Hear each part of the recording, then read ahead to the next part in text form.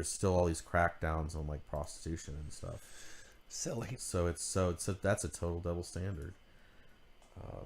Yeah, I don't think we lost internet because the phone is still connected.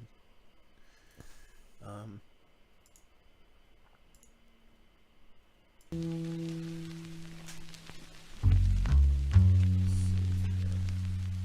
it in this Telegram. I will. I'll start there. Hold on. Maybe it feeds it.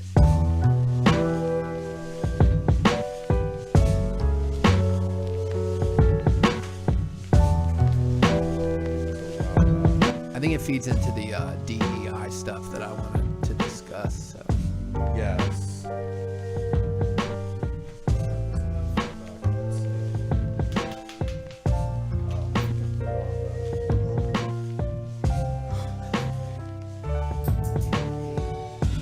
Not yet, but probably soon. I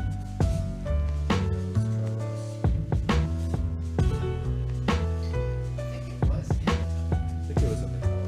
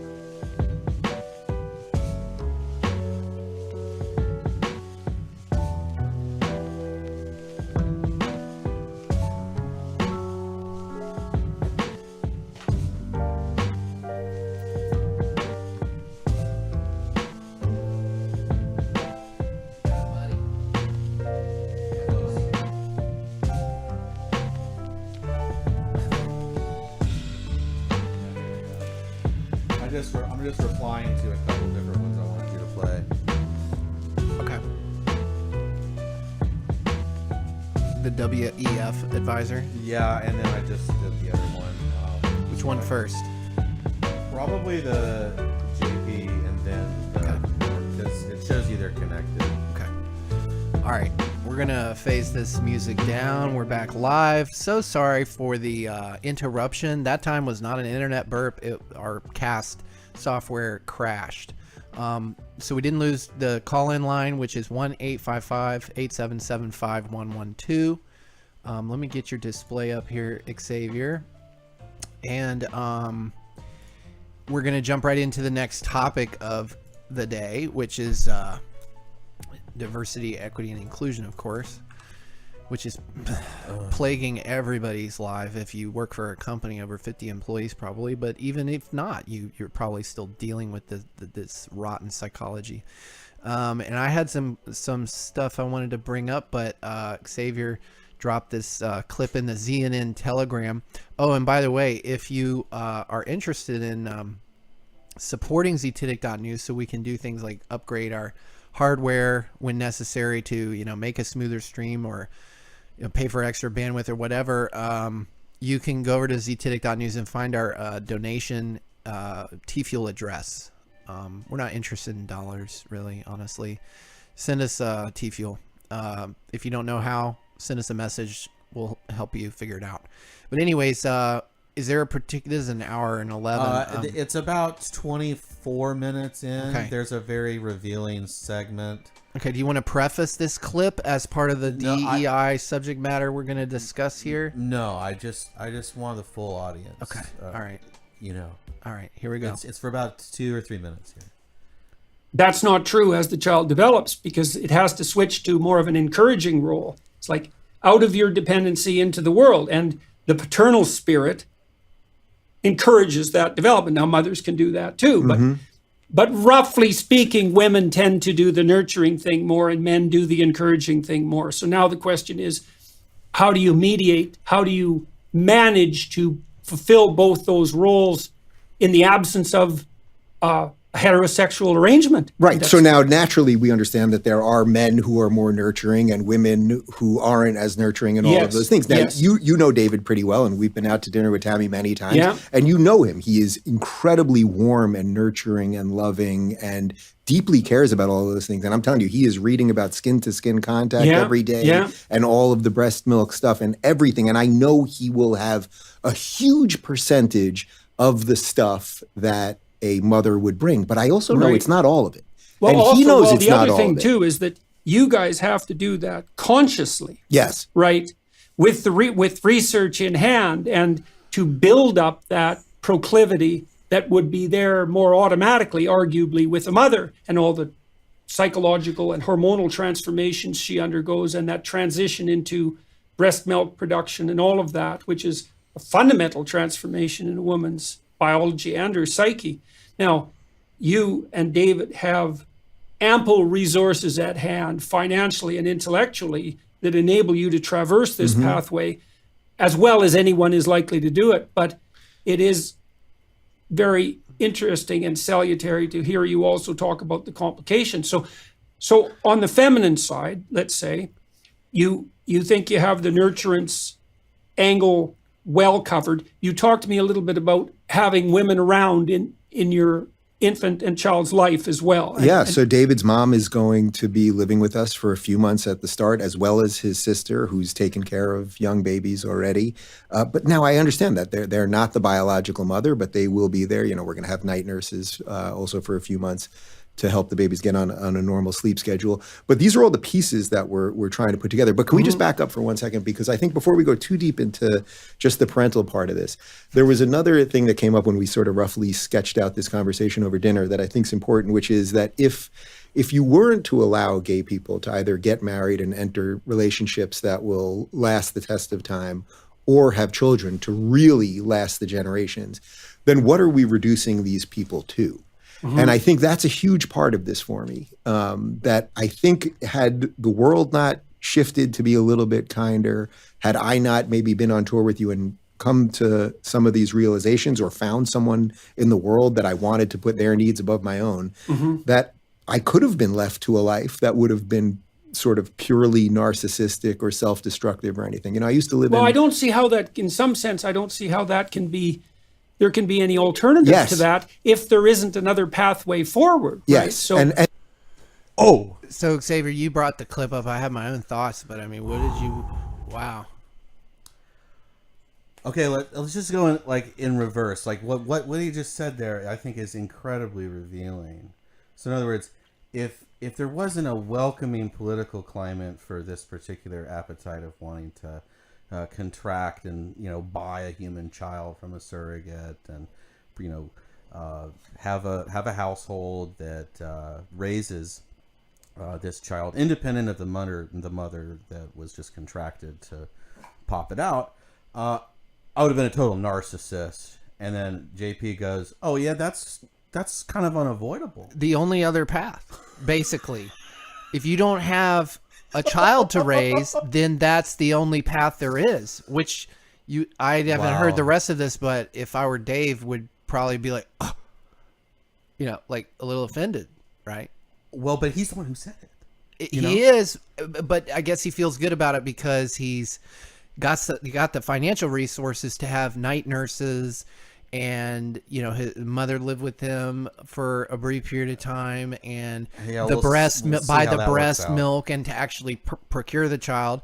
But what's interesting, what jumped out to me is Jordan's obviously trying to be very kosher, and kosher is the word, right? And he says, you've got the financial resources to raise the kid as well as anyone else. And it's like, I'm sorry, but not every gay couple can even buy a kid, nor can they afford night nurses, nor can they afford natural human breast milk, which is extremely expensive if you can even find it.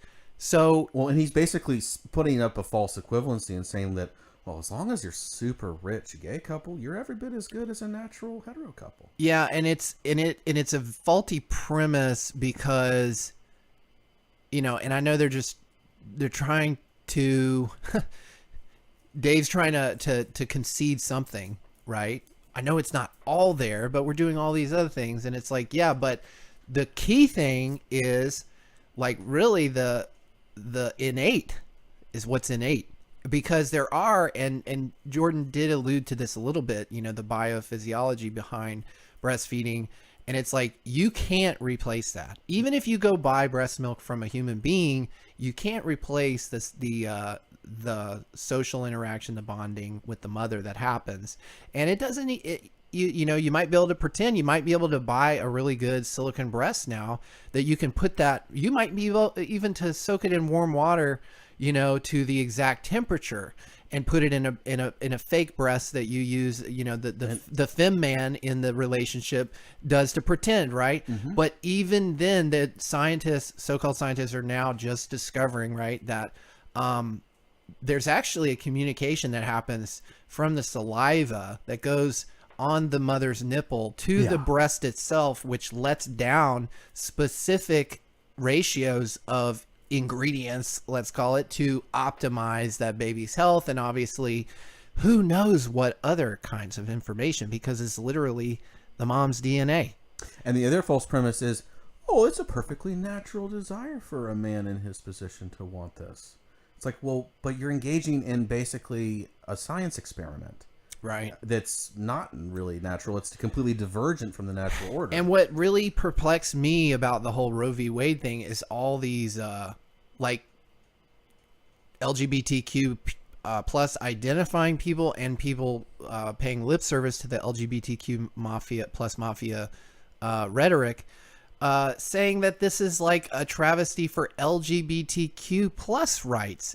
And I'm just sitting there scratching my head. Okay, who's in that group? Lesbians, gays, bisexuals, which let's just put them aside. I mean, come on.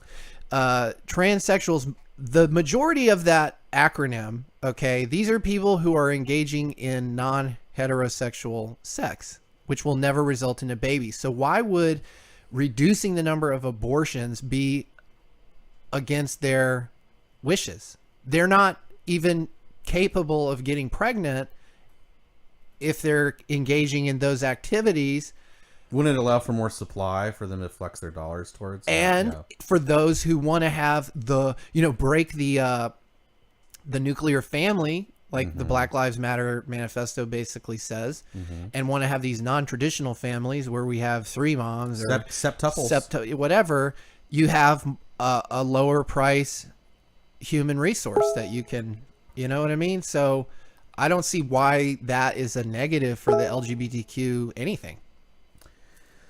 Well, I think it's a solidarity thing. You know, their sense of social justice has been wrapped up in the idea of ritualistic infanticide for convenience most of the time, and you know. But I think you had a broader critique of Jordan Peterson within the context of this clip. Oh yes, obviously it has a lot to do with the DEI stuff. It does.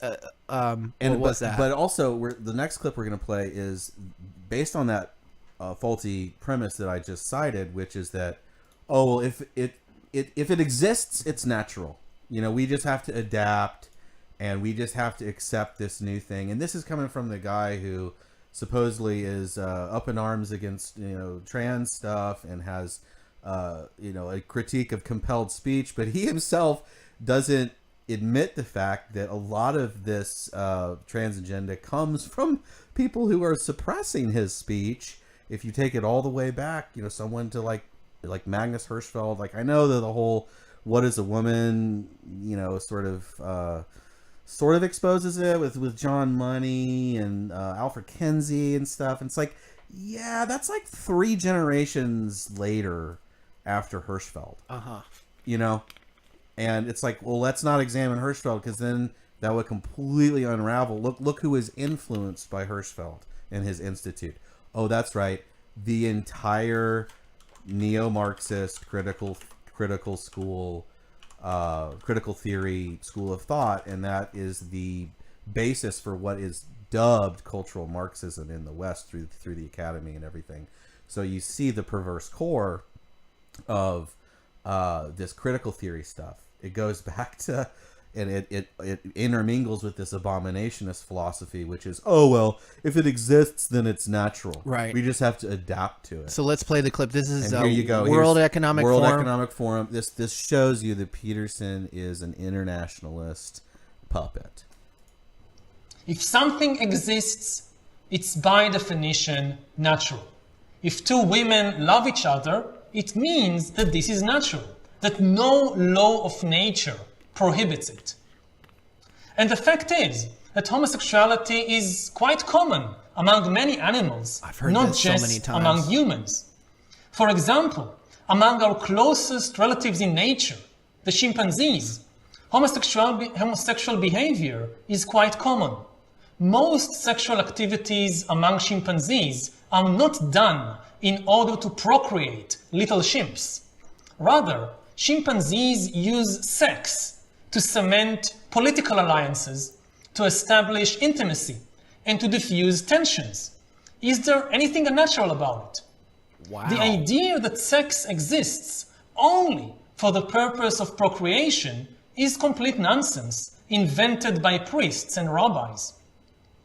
In truth, our concepts natural and unnatural are not taken from biology, they are taken from Christian theology. The theological meaning of natural is in accordance with the intentions of the God who created nature. Christian theologians argued that God created the human body, intending each limb and organ to serve a particular purpose. If we use our limbs and organs for that purpose envisioned by God, this is natural activity. To use them differently than God intends is unnatural. But all this is mythology. God didn't create humans and other animals. They evolved by natural selection. And evolution just has no purpose. Organs have not evolved with a particular purpose. And the way organs are used by animals and humans is in constant flux. Wow. Okay, so this is what I'm talking about. JP constantly defers to this Darwinian evolutionary Right. biologist line of like, oh well, you know, but it shows how schizophrenic this line of thinking is within evolutionary biology, because you're trying to say that men come from monkeys. That's a mythology. Well, not only that, I mean, there's the whole missing link thing, right? Yeah, Which several. you could point to. Okay, chimpanzees do this, but we departed from them. Supposedly, Right? even according to Darwin. That's what it's I'm like, saying, is according to your own logic, we departed from them. So why are you Reducing, referencing the fact that we've observed chimpanzees using sex as for political alliances? And of course, that's a huge admission. It's anthropomorphization right there too. I mean, you know, are the chimpanzees thinking about this? well, You're if thinking about the it. logic is they're doing it, they're natural, therefore it's right. And it's like, yeah, well, they also tear each other's genitals off and face off, Right. but that's not necessarily a good thing to do. Well, and- Nor do I think sex should be used for political alliances, which again, he's the World Economic Forum advisor. Like, yeah. Yeah. So this clearly they do that, right, and like this, chimpanzees. this shows you the problem with that Darwinian frame of mind is Right. that it's all about it's this abominationist reductionism that says, oh well, might equals right. Mm-hmm. If there's a ideological block that declares that this is natural, then it's natural. Right. And on that note, I think this is a good segue. If you're just listening, head over to zetetic.news on any of our live streams, and you can see this clip. It's from a new Disney cartoon with some robot Baymax. And it's on this whole line of thinking. I mean, it kind of assaults my sense of logic, like how I'm supposed to jive this with what that guy's saying, because what this is saying is not natural in any sense of the word. In fact, it's as fictional as this character Baymax. Yes. What is being referenced here. So check this out. Excuse me, which of these products would you recommend? Oh, well, these are the tampons I usually use. Thank you. I prefer pads. They're more comfortable for me. Thank you. I always get the ones with wings. Thank you. Get unscented and bleach-free if you can. Thank you. Yo, my daughter loves these. Thank you. These might be easier if it's her first period. These are really environmentally friendly. So there's a guy in there, right? That's the point. They just subtly put a guy in there who says, I use this with wings. Yeah, it's like, oh well, this is just a normal shopping experience, you know. Well, not only are they talking about periods to like 5-year-olds, Right. which is the first thing. The second of all, they've got a guy in here. who's just up and down the feminine products line, Thank you. right? Yo, my daughter loves these. Right. more It's comfortable like for me. natural Thank to you. I always shop get for the ones your with wings. dog. Thank I get Get the ones with unscented. The wings. ones with wings. Comfortable for me. Thank you. I always get the ones with wings. Thank you. Get unscented And look at the trans flag shirt there. Right. That's the subtle assumption there. And then is how that- racist is the depiction of this black man standing behind Baymax? bleach-free if you can. Listen. Thank you. Yo, my daughter loves these. Yo, my daughter loves these. That accent. Yeah. That's a racist depiction. No, I'm just kidding. Like Right. that's what we expect to hear out of a lot of African Americans. But that's what this whole this schizophrenic, racist, obsessed society. That's what they would say. You know, that's something they would complain about. But at the same time, it's like they want more diversity. This is a pretty diverse crowd. But it's right? it's tokenistic. But then- you know, it's superficial. But then they're taking it to the extreme. If you just look over at this post, this is the new Lord of the Rings show on Amazon Prime. Whoops, that's Biden. Hopefully you can just see it here. Yeah.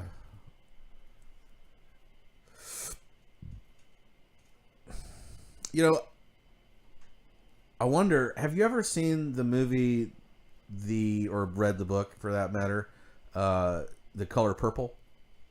No, but there was a movie adaptation with Whoopi Goldberg, right? Right. Yeah. So why don't we go back and, you know, cast that with a bunch of Asians and whites and, you know, Latinos? Oh, that's heresy. But if it's, you know, supposed to be medieval-esque fairies and, you know, kind of Celtic, Germanic, Teutonic narratives that Tolkien put together that definitively refer to European and Anglo culture, specifically Germanic, that's open field. That's open season. We got to put, you know, as much pigment in there as possible. So it can never be. It's always one-way revisionism. Mm-hmm. You can never go back. Yeah, I've always pointed out, like, the answer to institutional racism appears to be institutional racism. Well, yeah, because it cannibalizes itself. It one begets the next. So if you can identify institutional racism and create it as a boogeyman, then the only solution. I literally know someone who works for a company and they have a black employee resource board. Black Employee Resource Board. ERGs. Yeah, we referenced that one. Employee resource groups. But you don't see those ERGs for just your regular old family man who happens to be of European ancestry. LGBTQ plus ERG. That's right. Absolutely. So everyone but heterosexuals.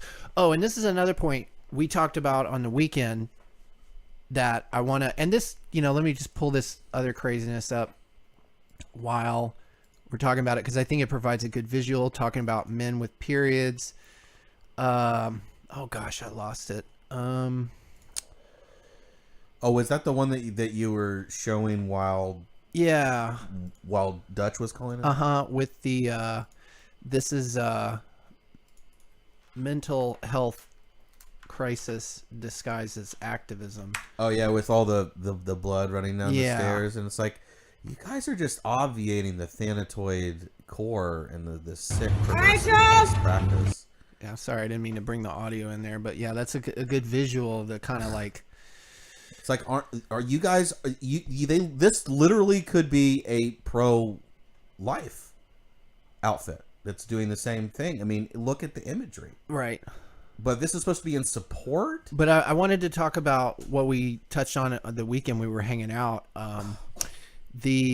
All these companies who, in the wake of Roe v. Wade, came out and said, you know, in the wake of Roe v. Wade, we stand by, you know, our employees, and we're going to provide them, you know, trauma-informed reproductive health care. And if we need to pay for them to travel for any of these services, and I thought about it after our conversation, you know, all these companies using the same term, reproductive health care, when what they're really talking about is abortion. Right. Okay. If you need to travel to get an abortion, of course, we're going to pay.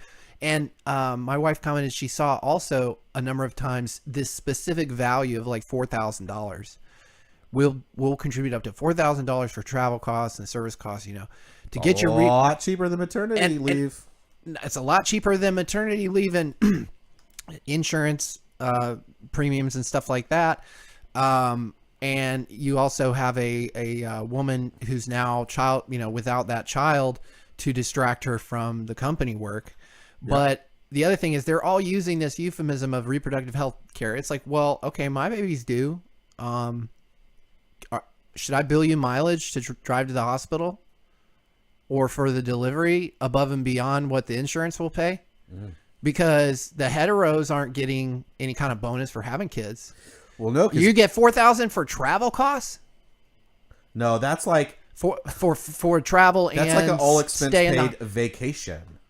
It's like, are you going to put them up in a hotel to stay in the other state that they have to go to get the abortion? Yeah. You know, and then you brought up the point that, you know, at some point they changed the language from reproduction or from procreation to reproduction. And I do find that an interesting point. Yeah, because it's less about the inherent existential spiritual dignity of a created being who spent 9 months in the womb of another being who also spent 9 months in the womb of another being. You know, there's a sort of sanctity of an inherent respect for life in that procreative orientation. But this idea of reproduction, this is like an industrialized term. This is like resource units. This is reductionistic frameworks around the relative unimportance and mediocrity of life. So, again, the other thing I wanted to touch on with this topic was the fact that it's antinatalism that rules the roost in the academy, in all these college campuses, and the big corporations. It is a type of depopulationist logic of transgression, basically, which says, well, we have to bring people's ability to procreate under the thumb of a technological aegis because we want to have basically a God's eye view of the proliferation of the human species. Well, that's megalomania. Yeah, essentially, it's sociopathic. It's sociopathic and psychopathic, depending on their ultimate motivations. Right. And I mean, even just the surveillance aspect of that. 100%, and it's this antinatalism which actually has roots in the Christian tradition.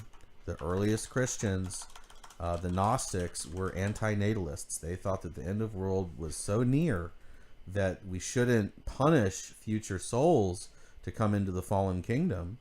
We need to abstain from having children. I've heard that, and actually, you know, I've had close friends even reference that frame of mind. You know, man, the world's so fucked up, and I can't do anything about it. It would be amoral for me to have kids, and yeah, you know, at one time it could be at a certain point, at a certain age, that can be a convincing and powerful statement, but at a certain point you realize, at least I did, you know, the only way to really affect change is to make better people. That and also gratitude. You know, an attitude of gratitude defeats that line of thinking, because that basically comes from an attitude of non-grateful dismissal of life. Yeah. Like, oh my gosh, like here I am in this meat sack. Like how could I? It's so immoral to produce another one of me in another meat sack. You know, it comes from basically a bad attitude about the opportunity that life affords. Well, actually, I wasn't planning on playing this clip, but I think it's a good segue because to me, the foundational fallacies of the whole abortion industry to begin with is the fact that, it's rare, safe, and legal, right? That's what rare because it's only in the case of rape and incest and these extreme circumstances where it might threaten the mother's health, right? We talked about that before. But what we have actually, whether that was the foundation or not, it's not that way anymore. It is more often a matter of convenience. I think people create a lot of egregores for themselves as to why they need to make this decision. Definitely. And I was listening, there's plenty to be appealed to as well because they've been proliferated for a long time. I'm a guilty MMA fan. We've talked about MMA before, and when I want to kind of turn my brain off, I'll listen to some of these fighter interviews because sometimes they have some entertaining value. But in this one, I was listening to Luke Rockhold, who is a former middleweight champion in the UFC, and he lost his title. And he's trying to come back and all this. And I was listening to this portion of the interview where he's talking about, quote, overcoming personal issues. And I think this is kind of a good portrait into what we're dealing with here, which is a abortion industry that is investing in the psychology of sort of an irresponsible, unaccountable, do you type of lifestyle, and this guy's also a model, so he's promiscuous. But anyways, here's the clip that I wanted to play. And you mentioned to us you were sort of overcoming some personal things going into this camp. It was a lot of stuff to get over. How are you doing right now that you're closer to actually fight time? I see you're in amazing shape. You're obviously doing all this great art and you're living a great life. How are you feeling right now compared to sort of before you started the camp where you weren't quite sure how your body was going to hold up and when you were still sort of dealing with some of those things? Yeah, I wasn't sure what to expect, but I know I wanted to give it my best, college try, and implementing, the bio team with Fount and using every special. I mean, the thing in LA, you have a lot of. I think maybe the I think the Wi-Fi cut out. You were saying the thing in LA. What did you say? Yeah, the thing here in LA is that you have everything at your fingertips, the high end of science and technology and recovery. And so really kind of finding out those tools, speaking with those people and learning a lot of corrective methods and lengthening and just healing the body and implementing all those, using those assets and those tools and putting everything into play is the biggest game changer and implementing it in my day-to-day life. You know what I mean? It's that's the thing is I walk outside of my door every day into my madhouse and I fix every part of my body, and I walk out and I have everything I need every day. Every day I'm submerged. I'm immersed in the space and just fucking grinding. And that's it. That's the lifestyle you have to live to be the best at what you do and what I lost focus on. It's incredible, hearing you. Focus seems to be sort of the theme of your life right now. And I know you mentioned to us, the personal situation you had with, the abortion, and then you mentioned it to Mike Bond as well. But when you spoke to Mike, you kind of mentioned how that's something that helped put things into place for you. Can you take us into that moment, how that kind of, brought you to that conclusion? It just puts life into perspective, man. When you're counting on having a kid and you're preparing your life and you have to put everything into play and understand and digest, what that transition is going to be like and if it's possible and what it's, what that vision looks like. So, it wasn't clear. it wasn't clear and it wasn't true. And I want it to be right next time. I don't want to fuck up like that again. It hurts, to go through that process and to feel that. And so it's I wasn't in the right place in my life, and to do that, to be where I need to be. So it's time to fucking sack up and get shit done and do what I got to do.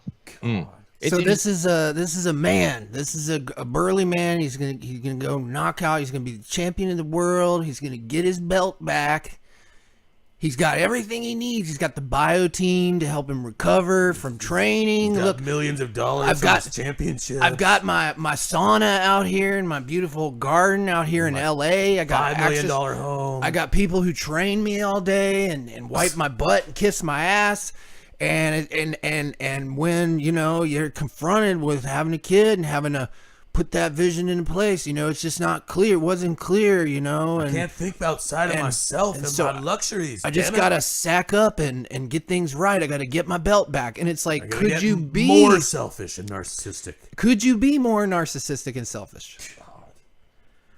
It's like, I don't want to do that again. That's really fucked up. So you see how I play that? Why I played that? Absolutely. That's that anti-natalist attitude. Yeah. That's that. Like, it's going to take away from his life. And there are plenty of fighters who've won with a kid, dude. Duh. And they're like, now they're that's like, a motivating factor. Now they're like, Guess oh, what? now I know what I'm fighting for, you fucking idiot. Idiot. He's going to get beat. I hope he gets knocked the fuck out. knocked the fuck out.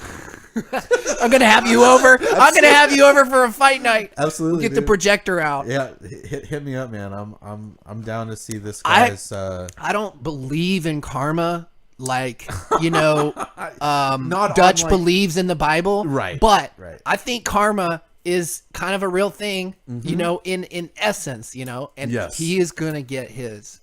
He is not going to get his belt back. He's going to get knocked. I couldn't believe he said that shit on the fucking interview.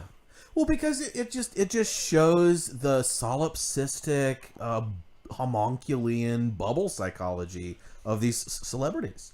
And this is not just, This happens all the reason he's so comfortable saying it is because he's in LA, and that is just The par ethos for the there, course. yeah. Like, I've even heard people around here, oh, are you going to keep him? Right. You're like, oh, you're pregnant? You're going to keep him? Like, Right. yeah. And then the whole genetic counseling thing we talked about earlier. 100%. We don't recommend abortions. We just give them more information on potential genetic deformities that could occur. They might have a heart attack in 30 years because of this genetic marker we found. So you might as well just why put him through that? You're like, he's like, in this guy's head. In this guy's head, he's probably like, I can't have the kid and then neglect him to focus on my career.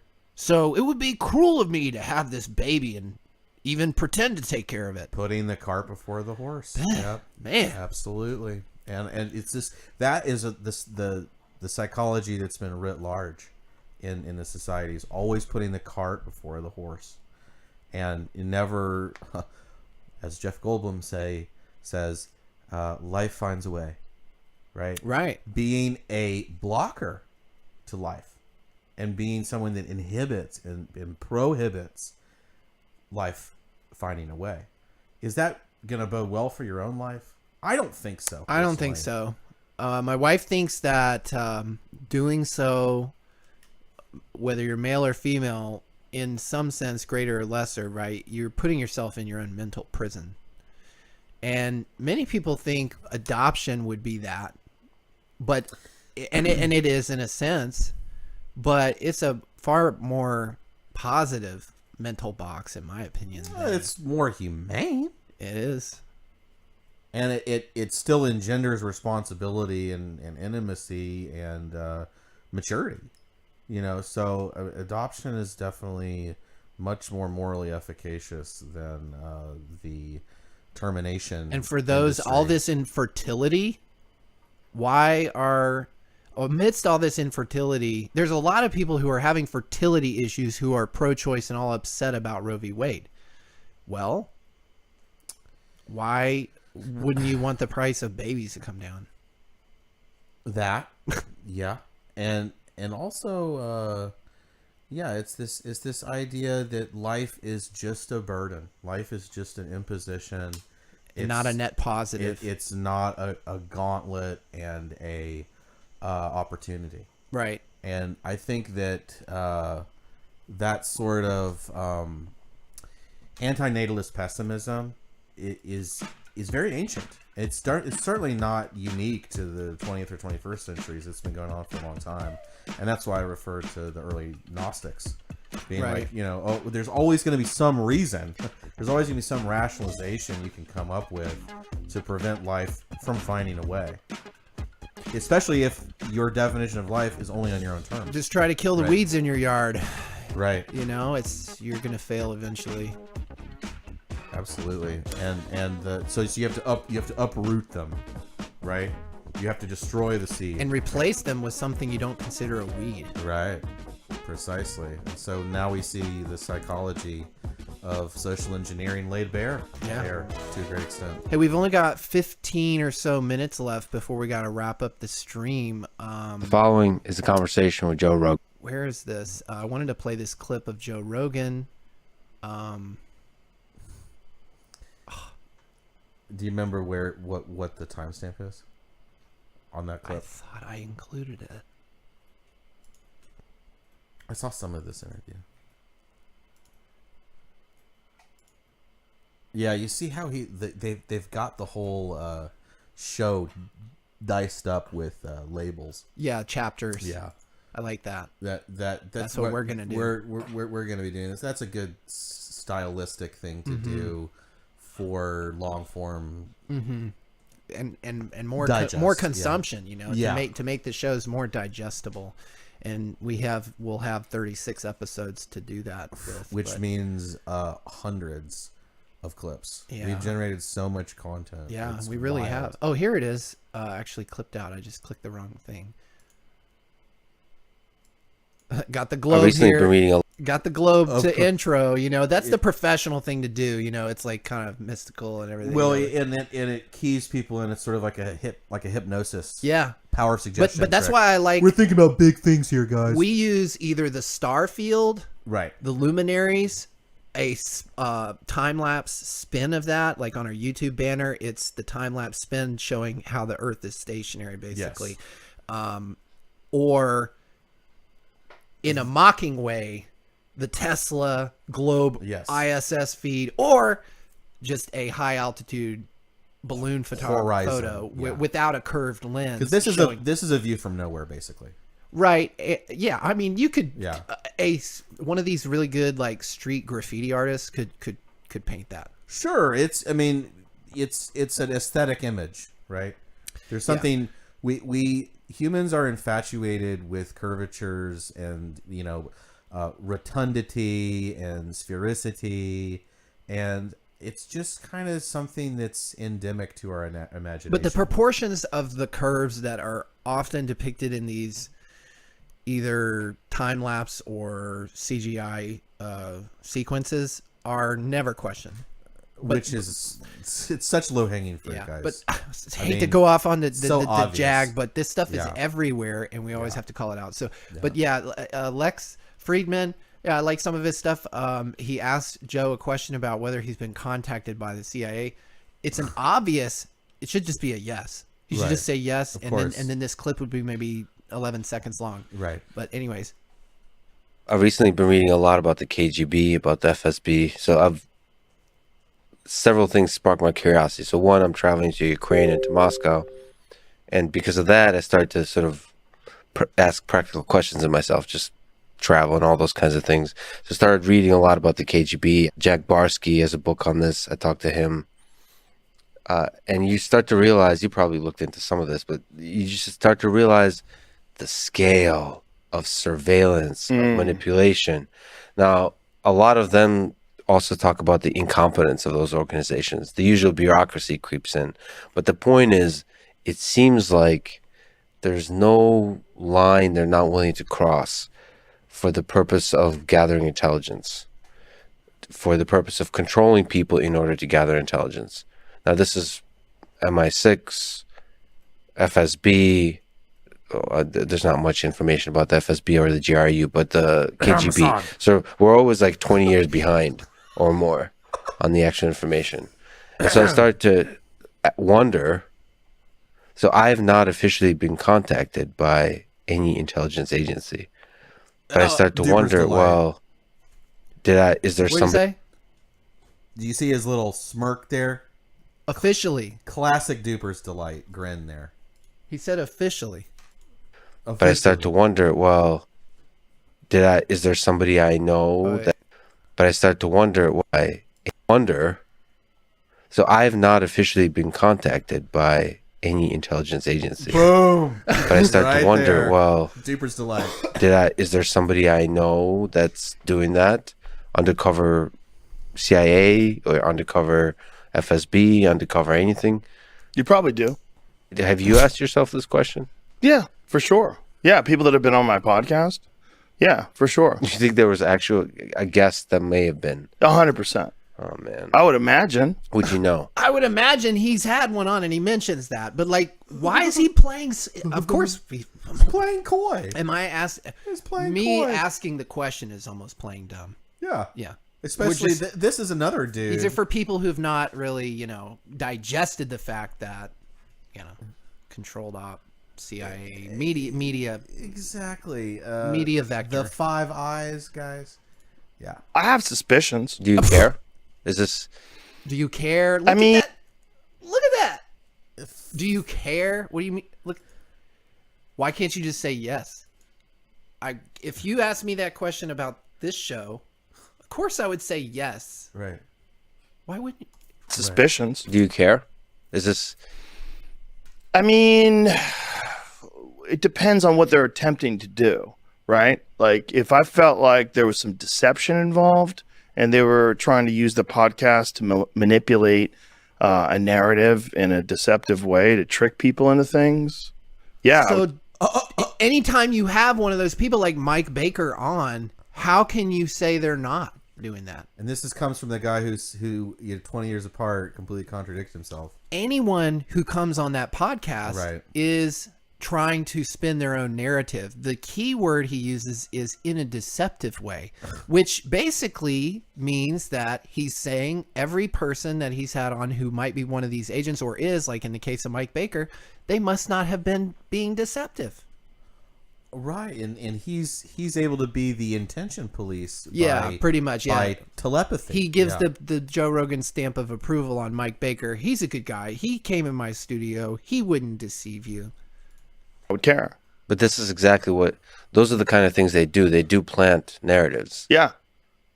I mean, I would imagine. No shit. If you have the #1 podcast in the world, I would imagine that people would want to infiltrate that. Yeah, there's probably meetings in all major intelligence agencies about, okay, what are the large platforms? How do we spread the message? Yeah.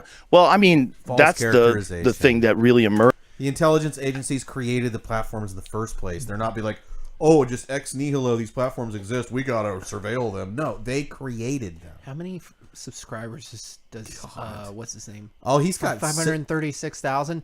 Joe is still talking to him like that's just a the clip channel. He's a small fry, but like he's talking to him like he's a child. Right. This should be like no shit territory for Joe. Yeah. You have the #1 podcast in the world. You're bigger than InfoWars. Yeah, why do you think you have the #1 podcast in the world, my man? You've been led into that. You've been pedigreed. Yeah. You've been groomed, my man. So we got 9 minutes left. Let's check for any callers. We do have 3 concurrent viewers at this point on YouTube. If you guys want to call in, there's still 100 T-Fuel up for grabs as the last call in. The number is 1-855-877-5112. Would love to get your thoughts on anything we've discussed or anything you want to discuss. Xavier, were there any other topics or clips you wanted to pull up? Let's see. Let me refer back here right quick.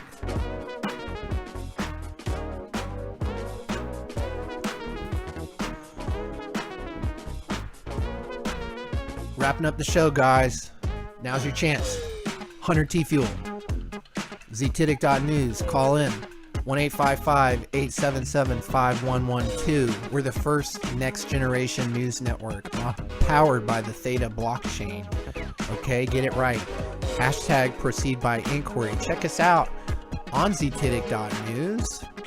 On Telegram, there's a blue button on the right of our website. You can join there, as well as you can subscribe to us, our podcasts, on all the major podcasting platforms, RSS feeds, Instagram, Twitter, Rumble, BitChute, Gab, and Theta.tv. Oh, I guess this sort of there's a couple items here. The other one that I just wanted to highlight, I don't know if we've specifically covered this particular operative, but the nuclear waste trans kink czar within Biden's administration just goes to show that this is not these aren't people who are oppressed. This is a highly vicious egregore that it cascades through all levels of power, dude. What? Meet the drag queen Biden just put in charge of nuclear waste. Yeah, bro. Holy crap. This is the new... Nuclear waste, yeah. This I referred to sort of this figure on the last let's play this video. My pronouns. There you go. And when someone uses they and them as my pronouns, I feel like that person is listening to me. That person cares about me, and that person wants to have a conversation with me.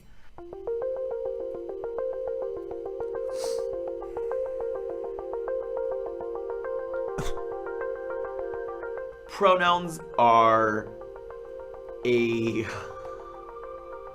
fascinating part of modern culture. I don't think many people think about them very often until someone like myself or others say their pronouns. So when I introduce myself, I generally say, "Hi, my name's Sam Britton. I use they and them as my pronouns, and I serve as head of advocacy and government affairs for the Trevor Project." I give this before I even give my job because it's the important way that you're going to describe me. Not what I do, but who I am. And that I respect for my gender is really, really important.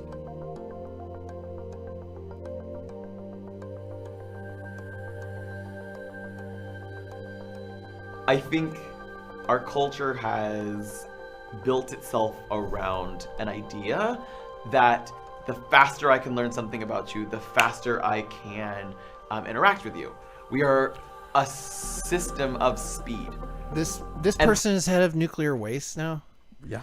Man, the pronoun thing, like, I cannot believe people get so wrapped around the axle. The amount of resources dedicated to talking and thinking about this is so amazing to me and alarming.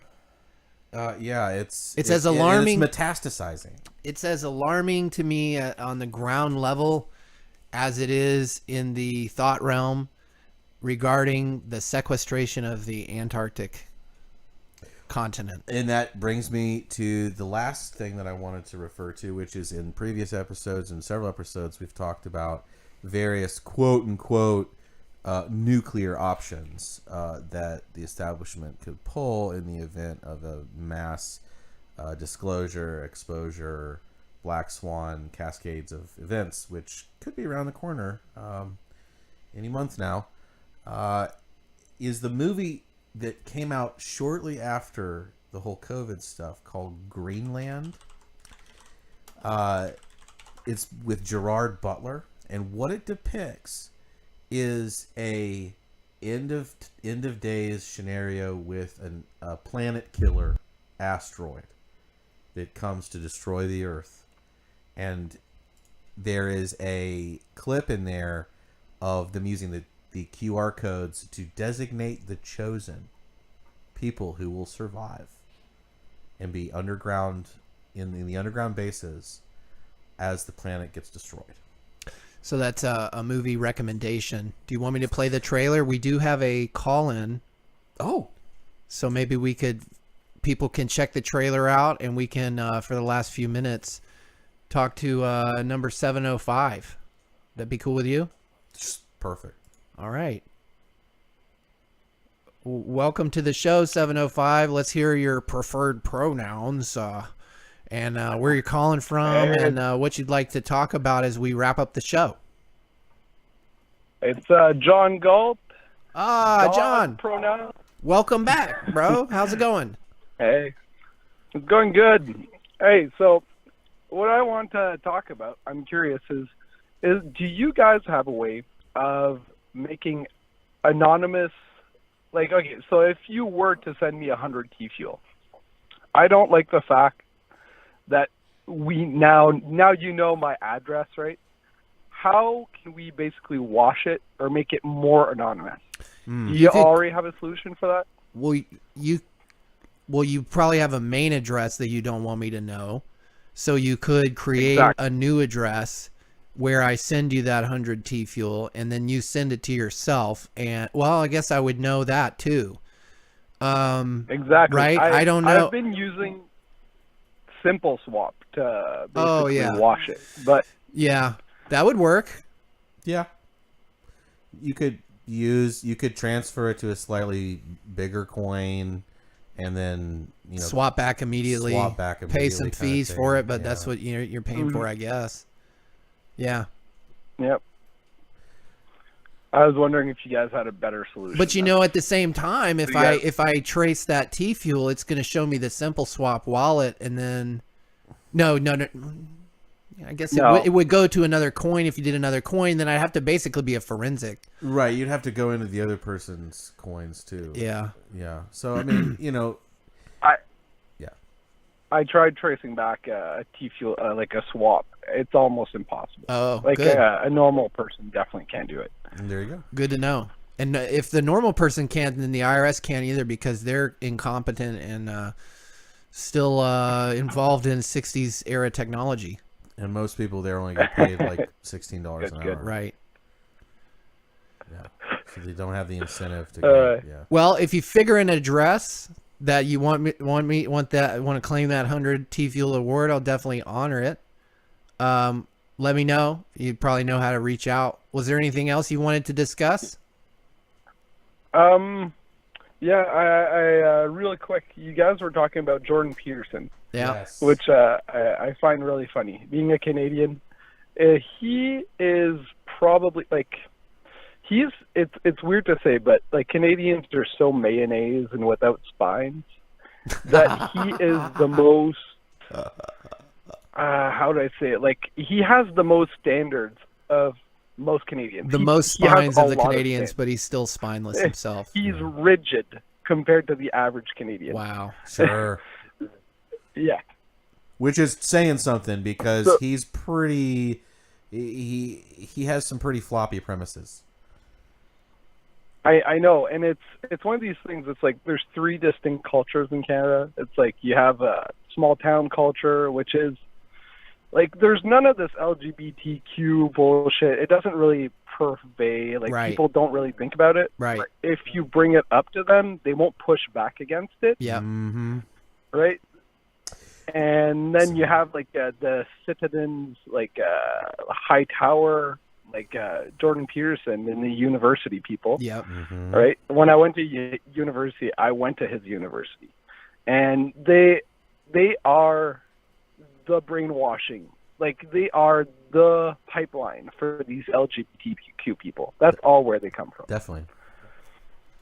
That's a huge. And then huge you influence. have the third culture. Is the immigrant culture, which they completely ghettoize and the rest of Canada completely ignores, but they probably have the highest standards.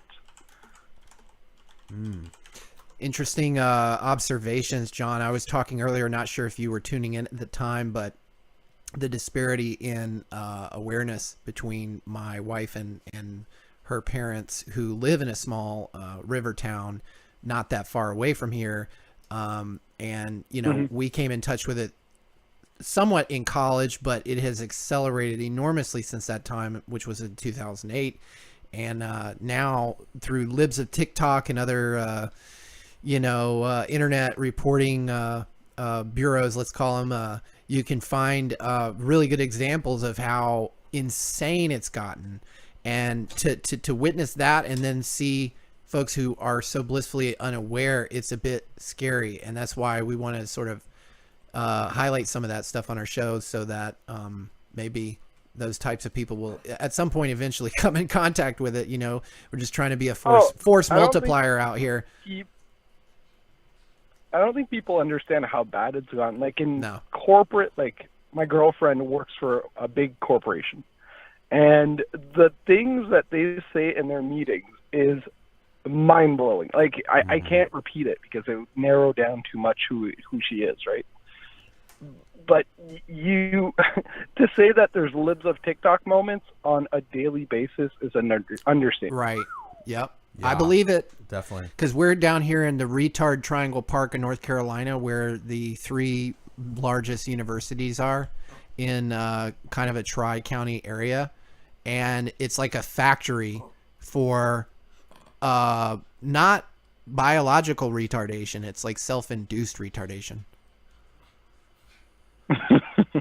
And these folks all go out into their different professions, and then you have a whole class of corporate slaves who just sort of reinforce and socially ostracize anybody who doesn't conform to that university ideology that was systematized in their university experience. And they're taught that the regurgitation thereof is a sign of their intelligence, and also a way to climb the ladder. Of course, yeah. Well, John, but I think there is hope for them. Anyways. Yeah. I agree. I mean, there are converts, right? You know, there are people who change their mind, and we don't mean to, humiliate anybody. And that's why I like libs of TikTok, because they use their own words to just evidence. I mean, how can you be mad at libs of TikTok for publishing what you publish yourself? Slapping you in the face with your own words. Exactly. Right. It's a beautiful thing. But John, we got to wrap up the show. Thank you so much for calling in. Let us know if you figure a way you want to get that T-Fuel, baby. Yeah. But yeah, thanks for your out. participation, and be safe up there in Canada. Thank you. All right. With Have that, a good one, boys. Yeah, take care, buddy. Sweet. Thanks for the call. We're going to play the Greenland trailer to close out the show. Thank you guys for tuning in. Xavier, any parting words? Just that, there's a lot of tricks up the sleeve when it comes to the hoi oligoi. Those that don't wish to be exposed, and their activities, they prefer people have no awareness of them. And one of the things that's related to this whole false cosmology that we talked about in this episode is threats that reinforce that false cosmology. And this is a classic example of that. Predictive programming. This is one of the tricks they've got up their sleeves. The only thing people are talking about today is this Clark, this interstellar comet. Right? I mean, yeah, big news. I don't see Clark. Oh, maybe he's still sleeping. Dad. Some of Clark's larger fragments are now expected to enter our atmosphere. That's right, and now they're just... What are they saying? More of the same. I bet you it's gonna make a heck of a show. Whoa! Where are they going? I don't know. When the first chunk is about to hit. Hit? Only part of it. It's going in the ocean. Would you look at that? Wait, where's the explosion?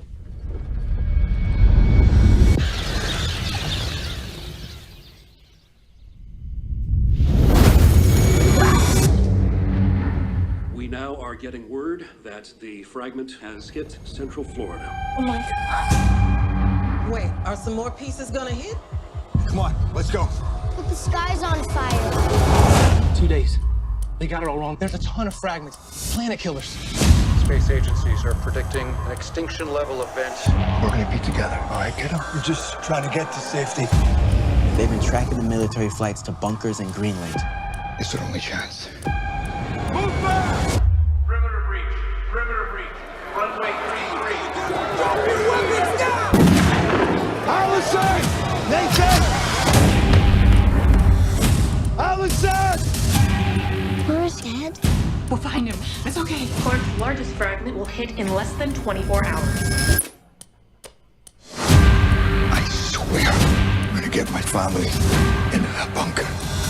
I know you will, son. If you are hearing this broadcast, seek shelter immediately. What is it? What's going on? If you are hearing this broadcast, seek shelter immediately. Seek shelter immediately. Hang on, Nathan. Seek shelter immediately. Seek shelter immediately.